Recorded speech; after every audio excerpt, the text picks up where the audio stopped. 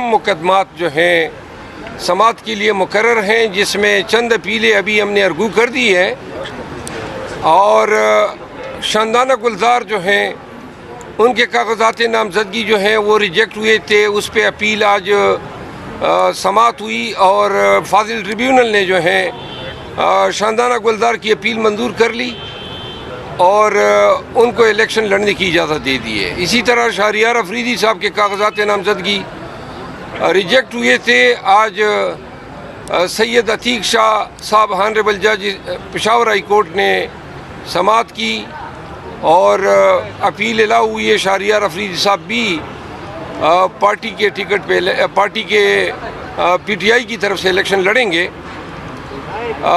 میرے کاغذات نامزدگی جو ہیں مسترد ہوئے تھے، جسٹس وقار صاحب کی عدالت میں سماعت جو ہے 11 بجے کے بعد ہوگی۔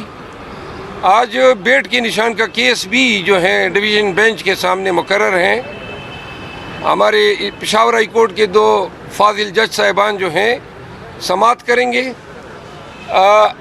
ہم نے انٹرم آرڈر کے اگینسٹ جو سنگل بینچ نے ویری کیا تھا اور ویکیٹ کیا تھا، اس کے اگینسٹ ہم نے سپریم کورٹ سے بھی رجوع کیا ہے، وہاں پہ کل کارروائی مقرر ہے۔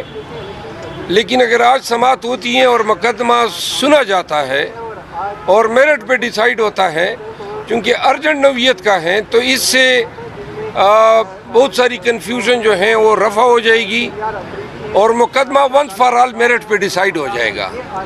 لیکن اگر خدا نخواستہ ایڈجرن ہوتا ہے کسی بھی وجہ سے، تو پھر کل سپریم کورٹ میں جو پروسیڈنگ ہے وہ پھر بہت معنی رکھے گی پاکستان تحریک انصاف کے لیے۔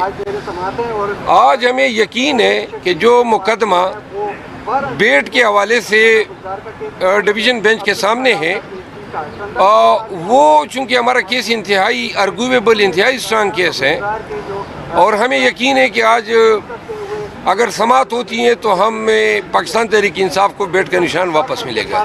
شیر افضل مرود صاحب یہ بتائیں، جو کل فیصلہ آیا تھا تاحیات نااہلی سے متعلق، اس پہ آپ کیا کمنٹس کریں گے؟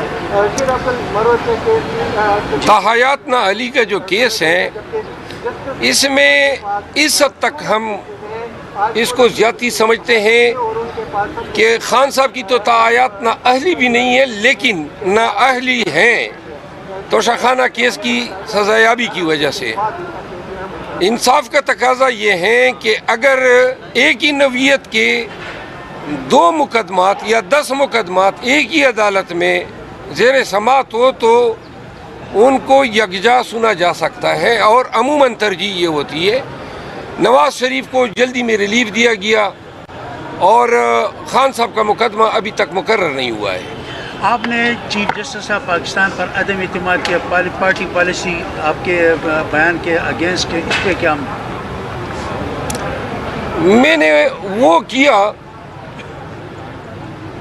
جس کا مجھے کہا گیا، اور پھر پارٹی نے جو پالیسی مرتب کی تو میں پارٹی کے ڈسپلن کی وجہ سے اس کا پابند ہوں۔ تو پھر میں نے کہا کہ جی جو چینج پالیسی ہے میں اس کا پابند ہوں، اور جس طرح پارٹی ڈیسائیڈ کرے گی اس طرح ہم جائیں گے۔ آپ NA-32 انتخابات میں حصہ لے رہے ہیں یا نہیں؟ میرا خیال ہے کہ لے رہا ہوں۔ انشاءاللہ۔ اور ابھی تک کنفرم نہیں ہے پاکستان میں، ابھی تک تو ہمیں یہ پتہ نہیں ہے باہر نکلیں گے، گھر بخیر و عافیت جائیں گے، زندہ بھی جائیں گے یا نہیں، ملک میں حالات کیا ہے۔ نہ یہ ابھی دیکھیں نا، آپ ہائی کورٹ آئے ہیں، یہ اس طرح جب آپ جاتے ہیں اور ہائی کورٹ کو نو گو ایریا بنا دیا جائے، کتنے ناکے لگے ہوئے ہیں اس پشاور ہائی کورٹ کے ارد گرد، اور میرا خیال ہے کہ آنریبل چیف جسٹس ابراہیم خان کو شاید علم نہیں ہے کہ پشاور ہائی کورٹ نے اس کو نو گو ایریا بنا دیا ہے۔ ہر جگہ پہ پولیس جو ہے، یہ تانے نہیں ہیں، یہ بنیادی حقوق کی عدالت ہے، یہاں پہ اس طرح نو گو ایریا بنا کے میرے خیال میں کہ یہ پشاور ہائی کورٹ کی توہین کر رہی ہے کے پی پولیس۔ آپ کیا سمجھتے ہیں کہ سپریم کورٹ آپ کے پی ٹی آئی کے ساتھ جو دوسری جماعتوں کے ساتھ ہو رہا ہے، آپ کے ساتھ بھی اس طرح کیا جا رہا ہے؟ آپ کا سوال انتہائی ابہام کا شکار ہے، واضح کریں۔ مطلب ہے پی ٹی آئی کے ساتھ ایک جیسا سلوک کیا جا رہا ہے سپریم کورٹ میں؟ کسی بھی عدالت میں پاکستان تحریک انصاف کے ساتھ قانون کے مطابق ٹریٹمنٹ نہیں ہو رہی ہے۔ ابھی آپ ٹریبیونل میں دیکھیں 100% اپیلیں ایکسیپٹ ہو رہی ہے، مطلب یہ ہے کہ 100% یہ سارے فیصلے غلط تھے۔ As a matter of policy P T I کو ٹارگٹ کیا گیا، سنگل آؤٹ کیا گیا، اور تمام امیدواروں کی انہوں نے بلا دریغ کاغذات نامزدگی رد کر دیے۔ میرے کاغذات نامزدگی مذہب کا خیز بات ہے، پشاور میں میرے 6 ہم نام شیر افضل نام کے ان کے واٹر سپلائی کے بل میرے کھاتے میں ڈال دیے، جی اس نے بل نہیں دیا ہے۔ اب میں نے جج صاحب کو کہا کہ جی یہ کس چیز کا سہارا لیں گے، یعنی اتنی اندھیر نگری ہیں اور چوپٹ راج ہیں، ریٹرننگ افسر نے یہ بھی نہیں دیکھا کہ وہ بل کس کے نام پہ ہیں، یعنی صرف ہم نام ہونے پہ آپ سزا دے رہے ہیں۔ اور اسی طرح شہریار افریدی کے نامینیشن پیپر سے 2 دن قبل خفیہ پرچے کر لیے اینٹی کرپشن کے، اس کا نام ڈال دیا۔ اب کہتے ہیں وہ پرچوں کا آپ نے ذکر نہیں کیا۔ بھائی پرچے کا ہمارے فرشتوں کو بھی علم نہیں تھا کہ آپ نے پرچے کیے ہیں۔ مسئلہ یہ ہے کہ کسی ایک ریٹرننگ آفیسر پہ اپنے اختیارات کے ناجائز استعمال پہ کوئی جرمانہ لگا، لوگوں کی آنکھیں تو تب کھلیں گی نا، رول آف لا تب ہوگا۔ یہ اپیل ایکسیپٹ ہو کے کاغذات نامزدگی بحال ہونا انصاف نہیں ہے۔ جنہوں نے غلط کام کیے ان کو سزا دیں، ان کو کڑی لگنی چاہیے ایسی ریٹرننگ آفیسر کو، ان کو جیل جانا۔ یہ فراڈ کیا انہوں نے الیکشن کے پروسیس میں، انہوں نے آئین کے جو مینڈیٹ ہیں اور الیکشن کمیشن کی طرف سے جو فرائض ان کو جو ہیں تفویض ہوئے ہیں ان کا انہوں نے انحراف بھی کیا ہے۔ ان کا کام تھا فری، فیئر اور ٹرانسپیرنٹ الیکشن کرانا، یہ کس چیز میں لگ گئے ہیں؟ پی ٹی آئی کے کاغذات نامزدگی جو ہیں امیدواران کے انہوں نے تمام تقریباً ریجیکٹ کیے۔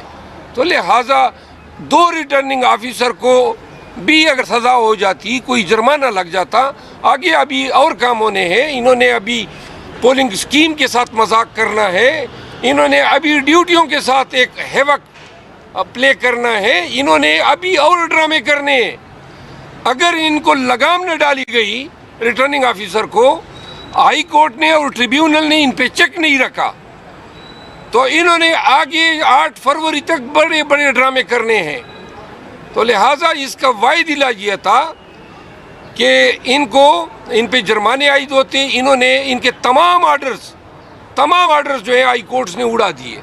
وہ بھائی ایسے آرڈر کیوں کیا آپ نے؟ اور صرف آرڈر اڑانے سے ہماری دادرسی نہیں ہوتی ہے، لوگوں نے وکلاء انگیج کیے ہیں، کوئی ہنگو سے آ رہا ہے، کوئی دیر سے آ رہا ہے، کوئی چترال سے آ رہا ہے۔ خام میں آپ نے لوگوں کو تکلیف میں مبتلا کیا، پھر کمپین لوگوں کی آپ نے خراب کی، وہاں علاقوں میں یہ خبریں پھیلا دی کہ جی فلاں تو نااہل ہو گئے، جبکہ نااہل آپ کی غلط بدنیتی پر مبنی احکامات کی وجہ سے ہوئے۔ Thank you.